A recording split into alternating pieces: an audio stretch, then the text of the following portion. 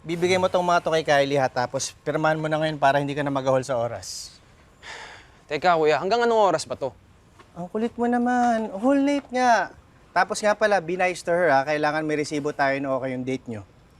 Teka, kuya, kung whole night, abot ba to ng midnight? Tanong ka naman ng tanong, wala ka namang ibang schedule after nito, di ba? Yun na nga, kuya eh. Chinek ko yung schedule ko, ito na lang yung free day ko. So ako, meron akong ibang lakad. Saan? May appointment at meeting ka bang hindi sinasabi sa akin? Tumatanggap ka ba ng project behind my back? Kuya, hindi. Okay, gusto ko lang magpahinga, gusto kong matulog, gusto kong mag-unwind, gusto kong magbundok, mag-nature tripping. Saka ka na magpahinga pag hindi ka na sikat. Angelo, tatandaan mo to, marami nag-aabang sa pwesto mo. Umalis ka lang saglit, may papalit agad sa'yo. Eh, di ibigay mo sa kanila. Magla-last taping ka na dun sa ceremony next week. Naka-line up na rin yung rom-com movie mo. Ha? Kuya, di ba kakatapos lang ng action movie ko? Pagpahingayin mo naman ako. Eh, yung director mismo nga yung nag-request sa'yo. Hindi tayo pwedeng tumanggi kasi hindi na tayo makakaulit. Tapos tong contest winner, ayaw pang sumagot. So, hindi na tuloy. Hindi pwedeng hindi tuloy. Hello, Kylie? Oh. Ayun, salamat naman sumagot ka na. Ay, musta na? Free ka ba tonight? Great. Okay, see you later, Jen. Hana? Hana, yeah. Oh, see you late. Allison? Sorry, Allison. So, see you late.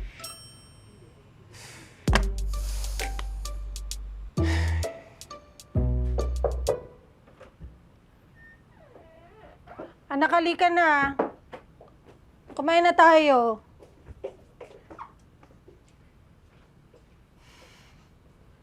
Anak, huwag ka naman na sanang magtampo sa akin dahil hindi kita pinayagang umalis.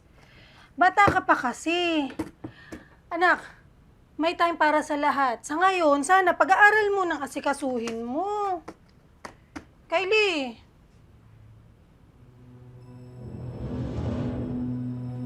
Kylie?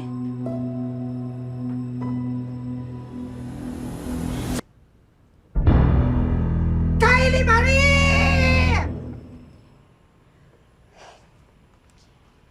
Kylie? I'm Miko. Buti dumating ka, kanina pa kita hinihintay. Oh my God! Angelo! I'm your #1 fan, sobra! You're late.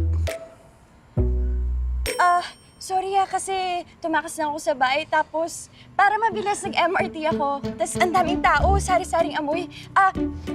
Mabaho na ba ako? Tara na, tapusin na natin to. Kylie, dito ka.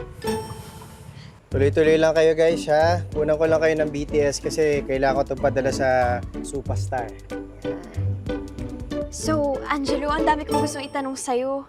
Alam mo ba, ang tagal ko nang pinangarap na makita kita sa personal. Ilang beses kong inuulit-ulit sa utak ko kung ano sasabihin ko sa'yo. Pero ngayon, kaharap na kita, hindi ko alam kung ano sasabihin ko sa'yo eh. Uy, Angelo, tignan mo naman si Kylie. Tapos, kunwari sinusubuhan mo siya. Dali, subuhan mo siya. Kylie, masarap to, ah.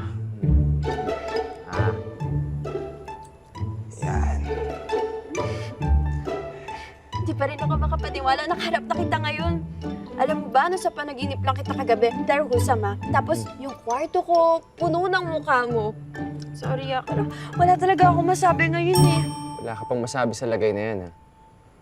Oh, Angelo, ikaw na muna bahala dito ha. Balikan ko na lang kayo pagkatapos ng date nyo. Sige, enjoy lang kayo ha.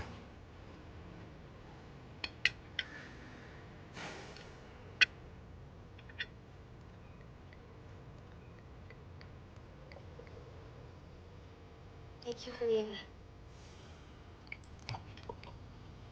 Sir, may kailangan pa po kayo? Wala na. So, saan tayo pupunta after? Uwi na. Pero, sabi ni Kuya Miko, whole night daw tayo magsasama. Pwedeng pakibilisan na lang kumain. Alam mo ikaw, nakakahalata na ako na minabadali mo tong date na to.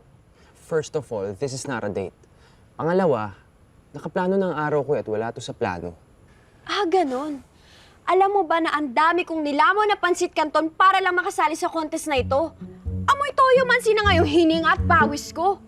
Tapos sumakas pa ako sa bahay kasi ayaw ako payagan ng mama ko.